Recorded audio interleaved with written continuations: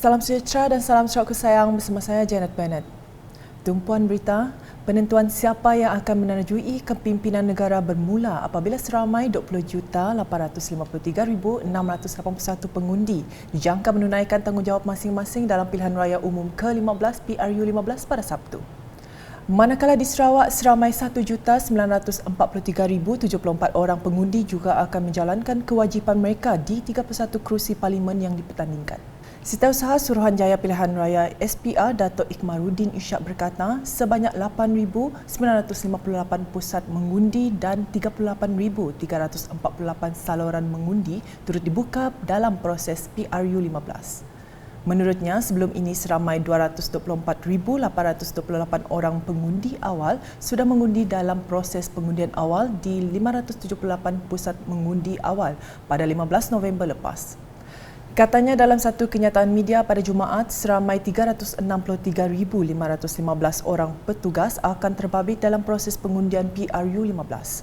Tambah beliau, bagi memudahkan proses pengundian, pengundi disarankan membuat semakan maklumat pengundian melalui portal semakan SPR atau menghubungi hotline SPR di talian berikut atau melalui aplikasi My SPR Semak.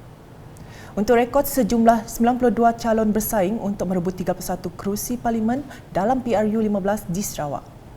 Daripada jumlah itu, Gabungan Parti Sarawak bertanding di kesemua 31 kerusi, Pakatan Harapan 30, Parti Sarawak Bersatu 10, Parti Bangsa Dayak Sarawak 3, Perikatan Nasional 4, manakala Parti Bangsa Malaysia, Parti Bumi Putra Kenyalang dan Parti Kesedaran Sarawak masing-masing 1. Sementara itu, seramai 11 orang pula adalah calon bebas. Parti Pemerintah Sarawak GPS terdiri daripada Parti Pesaka Bumi Putra Bersatu PBB, Parti Rakyat Bersatu Sarawak SUPP, Parti Rakyat Sarawak PRS dan Parti Demokratik Progresif PDP. Berita seterusnya, pusat mengundi di SK Merpati Jepang meriah dengan kehadiran Premier Sarawak Datuk Patinggi Tan Sri Dr. Abang Abdul Rahman Zuhari Tun Datuk Abang Openg yang hadir untuk menjalankan tanggungjawab mengundi bagi pilihan raya umum PRU ke-15 yang berlangsung pada Sabtu. Datuk Patinggi Tan Sri Abang Zuhari serta isteri Puan Sri Dato' Amar Jumaani Tun Tuanku Bujang selesai membuang undi di saluran 1 di pusat mengundi berkenaan pada jam 9.29 pagi. Terdapat 6 saluran disediakan oleh Suruhanjaya Pilihan Raya SPR bagi melancarkan proses pengundian di situ. Terdahulu, pasangan tersebut tiba di pusat mengundi pada jam 9.20 pagi. Pengerusi Gabungan Parti Sarawak GPS itu sempat beramah mesra dengan pengundi sebelum memasuki pusat mengundi. Sementara itu, ketika ditemui Premier Sarawak menyeru warga pengundi di negeri ini menunaikan tanggungjawab mereka. Saya menyeru supaya para pengundi keluar pada pagi ini ketika cuaca ini baik ramai-ramai untuk menunaikan tanggungjawab mengundi pada PRU ini. Nampaknya di Sarawak ini alhamdulillah lah, nampaknya perpaduan kita kukuh dan rakyat telah mempunyai pilihan dan saya harap supaya negara kita aman selepas pilihan raya ini dan kerajaan yang stabil. Turut hadir pada ketika itu ialah calon GPS Parlimen Putrajaya Datuk Seri Fadilah Yusof. Sementara itu, Timbalan Premier Sarawak Datuk Ahmad Douglas Gambas merupakan pengundi terawal membuang undi di pusat mengundi di rumah panjangnya Rumah Mendit Unsur di Penom sepauh pada 7.35 pagi Sabtu. Selain beliau, isterinya Datuk Doreen Mayang turut membuang undi di pusat mengundi yang sama. Calon Gabungan Parti Sarawak GPS Parlimen Betong Dr. Richard Rapu dan isteri Lucy turut membuang undi awal di pusat mengundi di Rumah Luta Empanga, Nanggabong. Beralih ke laporan berikutnya, kawasan keselamatan rajang Rascom bakal menikmati pelbagai bentuk pembangunan dengan penubuhan agensi pembangunan Rascom Rasta yang diperuntukkan dana sebanyak 1.5 bilion ringgit.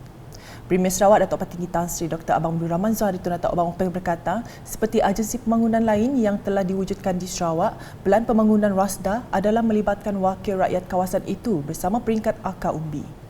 RASDA agensi yang bertanggungjawab ke atas pembangunan kawasan Kenawit hingga ke Selangau. Saya sudah cakap dengan Arun dan YB. Kita bangunkan Rascom. Sebab itu saya kata, dia tanya mana ini saya kata Rascom sajalah. Rascom Development Agency. saya kasih 1.5 bilion juga kepada. Dan kita atur betul-betul kita punya pemansang. Maka pemansang tak dapat di plan, di Kuching saja plan. Kini tu kita mau agensi yang plan. Beliau berkata demikian semasa Majlis Pemimpin Bersama Rakyat di Rumah Andrew Karani, skim penempatan semula Nanggang Ngungun dikenawit pada Jumaat. Penubuhan WASDA merupakan salah satu daripada agensi pembangunan di Sarawak termasuk BIDA, Agensi Pembangunan Bersepadu Betong, UDA, Agensi Pembangunan Ulu Rejang, HDA, Agensi Pembangunan Tanah Tinggi, SADA, Agensi Pembangunan Sri Aman dan IRISDA, Agensi Pembangunan Bersepadu Wilayah Semarahan. Hadir sama Menteri Pelancongan Industri Kreatif dan Seni Persembahan Datuk Seri Abdul Karim Rahman Hamzah, Timbalan Menteri Kesihatan II yang juga calon gabungan Parti Sarawak GPS, Parlimen Kenawit Datuk Aaron Agodagang, Ahli Dewan Undangan Negeri Adun Ngemah Anyi Jana, Adun Mancal Ellen Siden Gramong, Adun Tamin Irsinia Christopher Gira Sambang dan Adun Serembu Miro Simo. Dalam majlis sama, Premier Sarawak menyampaikan cek unit hal ewa agama lain Unifor RM70,000 kepada Gereja Metodis Iban Pekan Kenawit dan Gereja Metodis Rantau Dilang RM30,000. Beliau juga menyampaikan geran pelancaran Jabatan Kebajikan kepada 2 penerima dan kenyalang Gold Card KGC kepada 9 penerima. Dalam program di Kabong, Premier Sarawak menegaskan kerajaan Sarawak terus komited dalam membantu rakyat dalam pelbagai sudut. Menurutnya, kerajaan Sarawak telah mengambil alih projek memasangkan bekalan air di Kabong daripada Kementerian Pembangunan Luar Bandar Malaysia KPLB. Kementerian Pembangunan Luar Bandar dari Putrajaya lambat sidak tu. Peruntukan ada beri duit si sampai. Sebab ya saya ambil alih, saya beri 4 bilion ringgit duit kita pun pakai bola hal air tu. Beliau berkata demikian semasa berucap dalam Majlis Pemimpin Bersama Rakyat di Pusat Penjajah Kabong pada Jumaat. Dalam perkembangan lain, Premier Sarawak memberitahu kerajaan Sarawak telah membantu rakyat semasa pandemik COVID-19 menerusi pelaksanaan Bantuan Khas Sarawak Kesayang BKSS. Katanya demi rakyat Sarawak, kerajaan Sarawak telah belanja RM6.7 bilion dalam masa 2 tahun dengan memberikan subsidi kepada bayaran bil elektrik, air dan sebagainya. Jadi kita tu membangun negeri kita boleh kerjasama dengan sidak di sini, tapi nyampun acuan, mesti acuan Sarawak.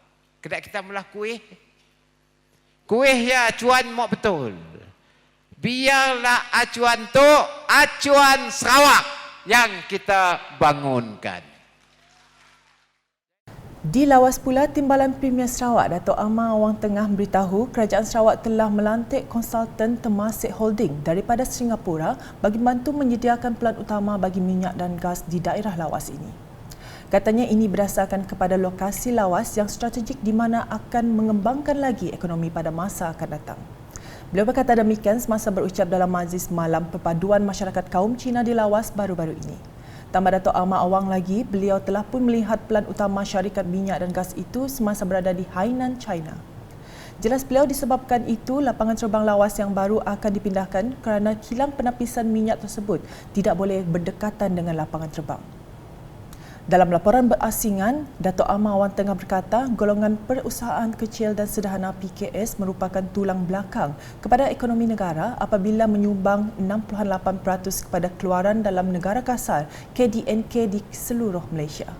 Justru ujarnya, adaptasi inovasi dalam perniagaan adalah pembangkit kepada kemajuan sesebuah perusahaan dan suatu alternatif baru yang telah mendapat perhatian daripada pelbagai pihak di Malaysia. Beliau berucap demikian semasa merasmikan pelancaran The Sehebat Sarawak Blueprint SDEC serta penyampaian surat hak milik tanah dan cek pampasan tanah serta penyerahan bantuan kewangan SME di Lawas baru-baru ini. Jelasnya untuk memastikan bentuk perniagaan berinovasi ini diintegrasikan dalam kalangan usahawan Sarawak, Kementerian Perdagangan Antarabangsa, Industri dan Pelaburan Sarawak dan Sarawak Digital Economy Corporation Berhad SDEC telah bekerjasama dalam pelbagai aspek seperti penganjuran program SME Digitize, Go Digital dan juga High Tech Transformations Program HTTPS. Sekian edisi tengah hari bersama saya Janet Bennett. Berita lebih lanjut boleh didapati di semua platform media sosial UKAS termasuk portal ukas.sarawak.gov.my dan UKAS channel di YouTube. #Menyebar Fakta, salam UKAS.